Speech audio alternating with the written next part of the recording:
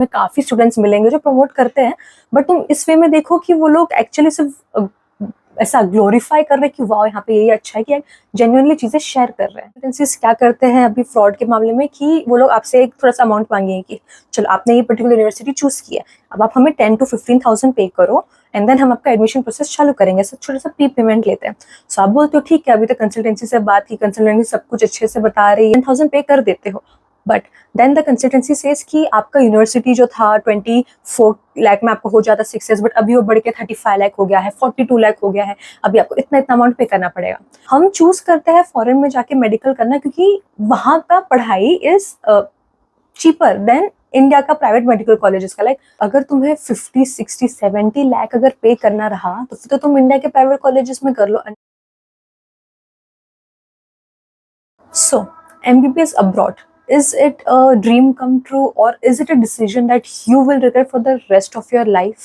Let's just stop with the glorification and the fear mongering. कुछ लोग बहुत तारीफ कर रहे हैं, कुछ लोग डरा दे रहे हैं, ये सब चीज़ों को रोक देते हैं। If you are thinking of studying MBBS abroad, this video will help you in making a decision smartly, safely and realistically.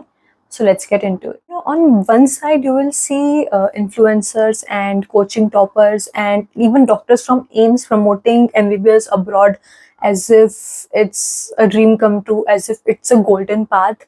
And on the other hand, you will see some foreign medical graduates who are still studying in that country or who have come back and have not cleared the exam, or the ones who have cleared the exam but still they are stuck somewhere and they are telling you नहीं MBBS abroad worth it नहीं है, बिल्कुल मत जाओ, तुम्हारा life खराब हो जाएगा, तुम्हारा ये हो जाएगा वो हो जाएगा। See, सब लोग बहुत बातें करने वाले, but who should you really believe? The ones who are glorifying, the ones who are saying no, or me? No. What you need to do is you need to believe on the facts. So now in today's video, I will break it all down to you. No filters, no fake promises, only realistic insights on this whole MBBS abroad thing. So let's get started. For some students, MBBS abroad is actually a fresh start. Maybe you are someone who gave the NEET UG exam but didn't get the score that you wanted, or you are someone who gave the exam too many times, who took 3 or 4 drop years but have still not gotten your dream rank or your dream marks. Or you're someone who can't really afford private medical colleges fees and the donations that they ask in Indian private medical colleges to get admission or to get a seat in that college. Or you are someone who is the first person in their family who wanted to dream big about becoming a doctor. You wanted to become a first generation doctor in your family. So if you're someone who is genuinely interested in becoming a doctor and you don't mind going down the tougher or the longer or the harder path, then MBBS abroad is absolutely worth it for you. But for some students, it becomes a decision they regret for the rest of their life. And you think, why does it happen? So it's majorly because of 3 things, okay? Firstly, they didn't ask enough questions about the university or the consultancy. Secondly, they trusted the wrong consultancy. They went through some local consultancy or via a friend or something else. Thirdly, it is because they regret the decision because no one told them the whole truth before they booked their flight. So वो flight से गए, वहां पहुंचे and then realise हुआ कि oh my God, ये चीजें तो मुझे पता ही नहीं गई थी करके. सो here are the 6 harsh truths that you need to know before you make a decision or before you decide that you want to go forward with the MBBS abroad, or before you book a flight to go abroad for MBBS, whether it is in Russia, in Georgia, in any of these countries. These are the 6 things that you should know. So let's begin. Number 1, choosing the right country is crucial.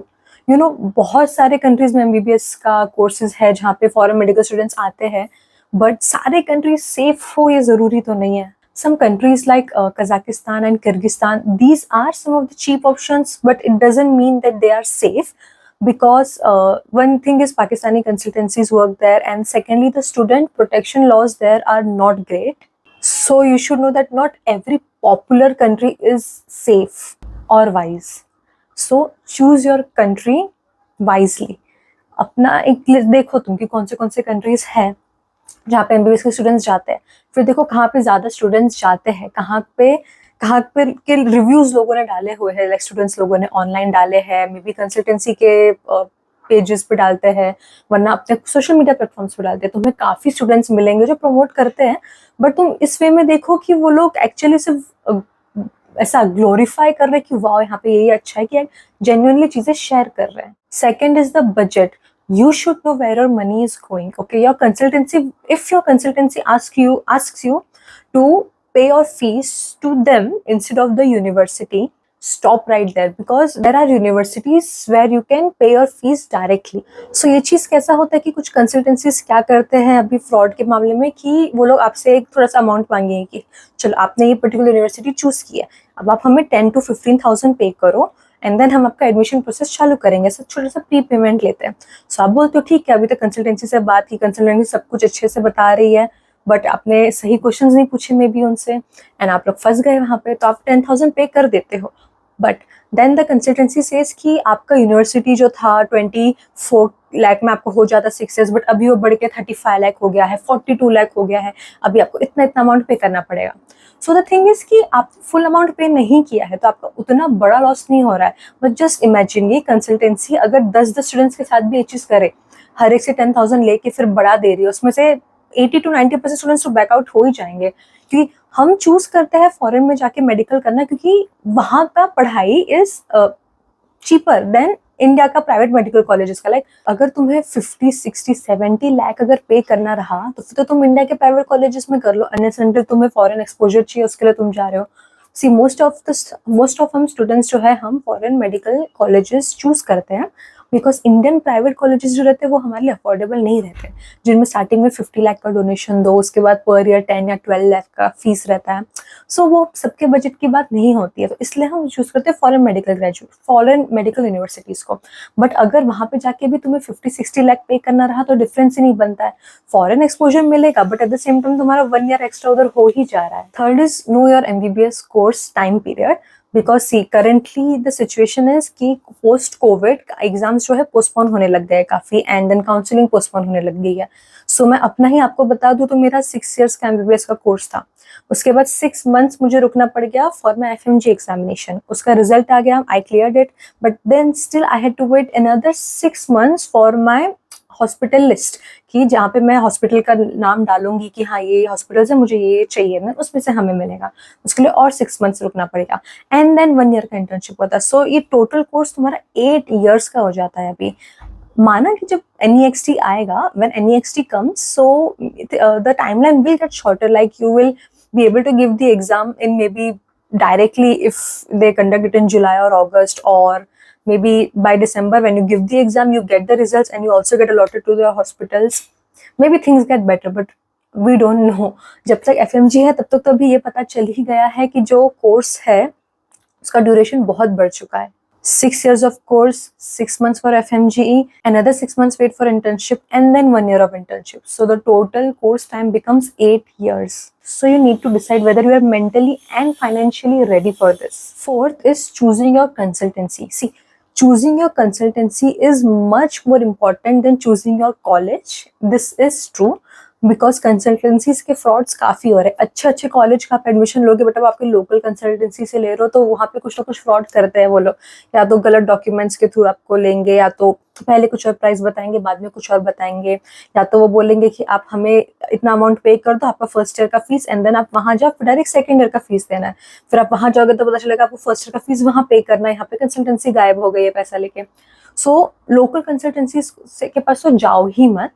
And also कुछ consultancies ऐसे रहते हैं कि वो आपको बोलते हैं हम आपका एडमिशन प्रोसेस कर देंगे, आपको एनरोल कर देंगे हम, बट उसके आगे सब आपके ऊपर जाएगा, वरना थोड़े तो बताते तक नहीं है चीज, बोलते हैं कि yes we will support you and then फिर गायब हो जाते फर्स्ट ईयर के बाद। Remember this, a good consultancy will give you support throughout your 6 years and a bad one will disappear after the first payment. I have seen it, I have got on messages from many students कि like दीप हमने इतना पे किया था but फिर consultancy ने बोला ये प्राइस हो गया है, आप कंसल्टेंसी मैसेज रिप्लाई नहीं कर रहे, तो ये चीज एक्चुअल में होता है। So choose your consultancy wisely. Fifth is don't trust everyone with a referral code, कि हमसे करवा दो तो आपको कम में होएगा, हमसे करवा दो तो आपको और कम में होएगा।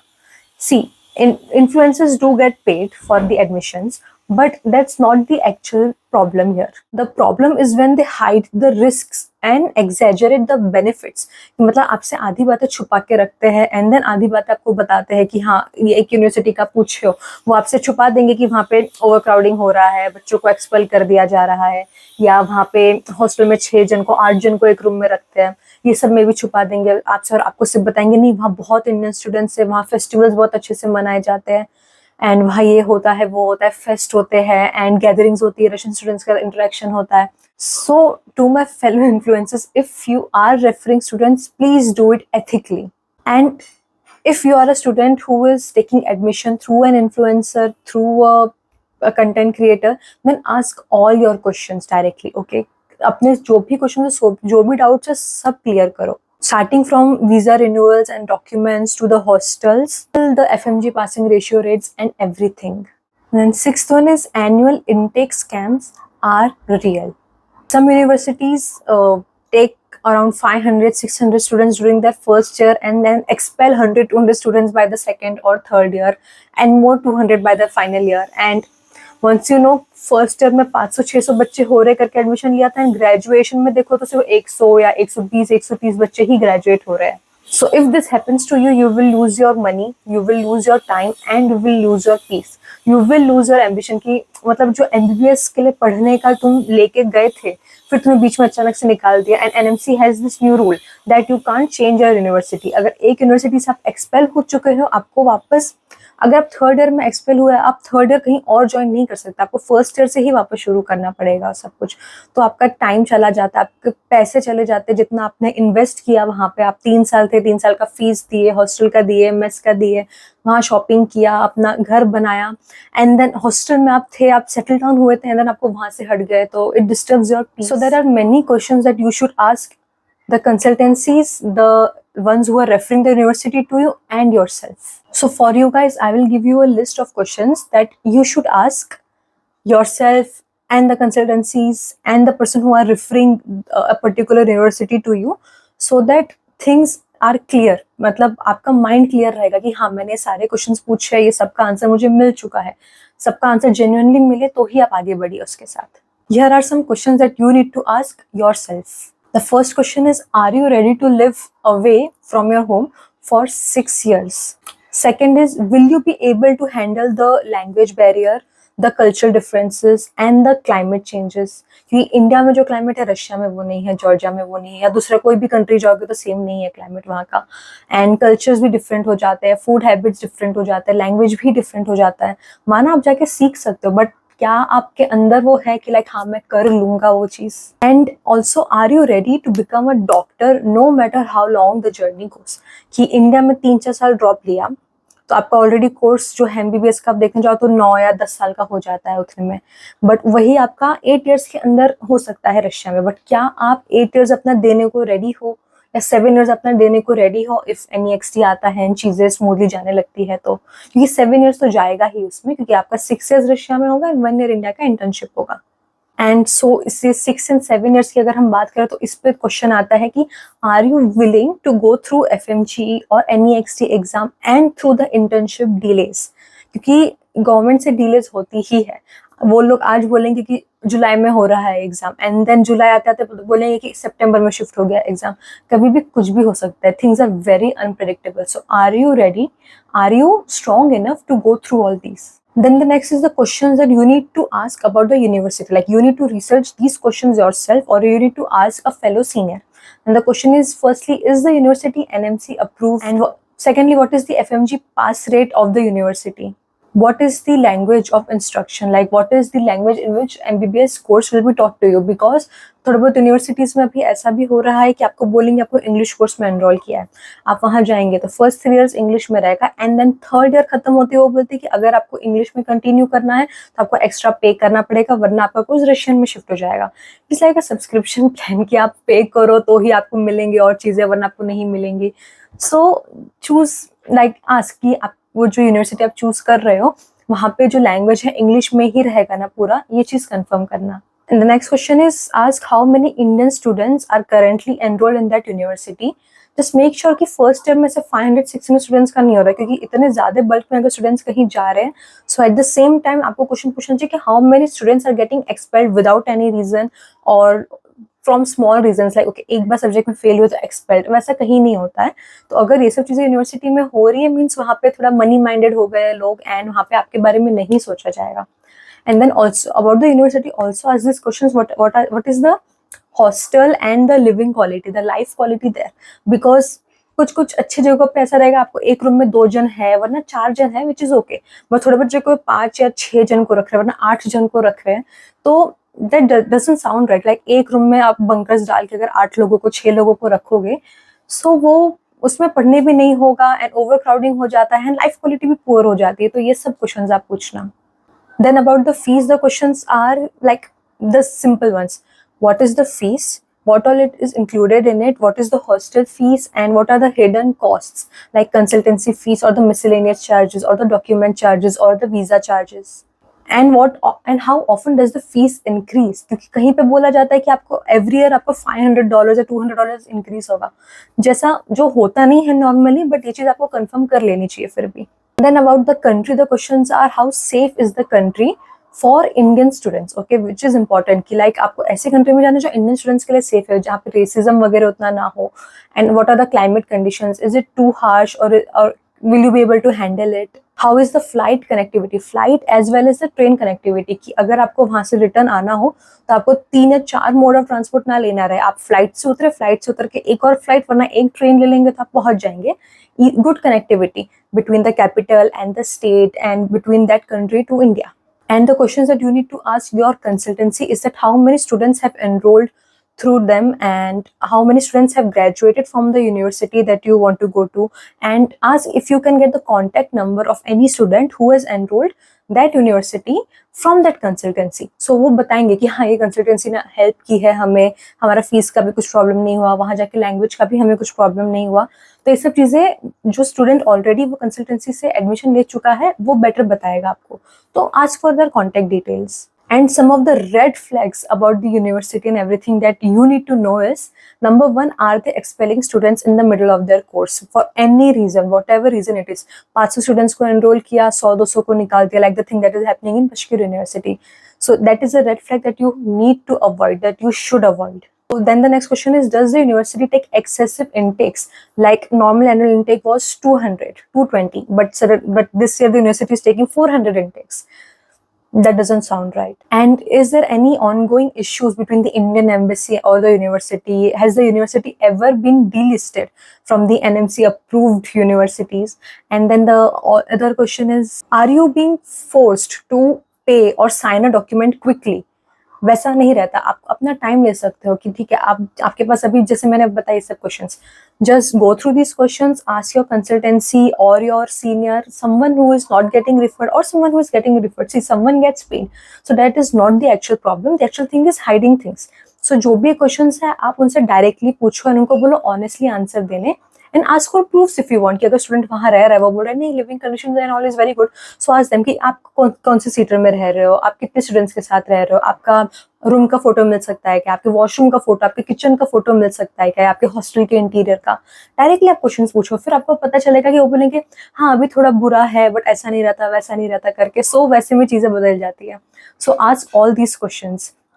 And once you ask this questions, फिर आपका माइंड भी क्लियर हो जाएगा कि हाँ नाउ आई नो कि कैसे करना है, क्या करना है. Now I know this university is good, now I know this consultancy will actually help me.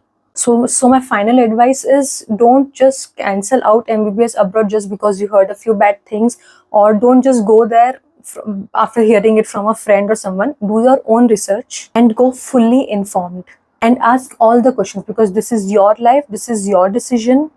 Because while choosing a university, you are not just choosing a degree, but you are choosing your 6 years of studies and the rest of your life. It is a very big decision, so you should be fully informed. So this was it. If you have got any other questions or doubts, you can always ask me under the comments, and share this with your friends who are interested in going for MBBS abroad. And if you want more real and unbiased insights like these about universities, MBBS abroad and anything, don't forget to hit the subscribe button and This was it, and I'll see you in my next one. Bye bye.